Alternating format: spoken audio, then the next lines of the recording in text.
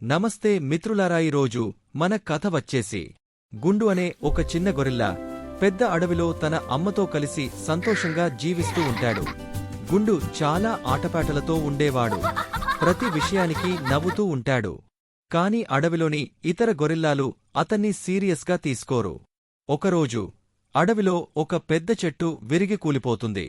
ఆ చెట్టు కింద ఒక చిన్న జంతువు ఇరుక్కుపోతుంది. పెద్ద గొరిల్లాలన్నీ భయపడి వెనక్కి వెళ్ళిపోతాయి. అప్పుడు గుండు ముందుకు వస్తాడు.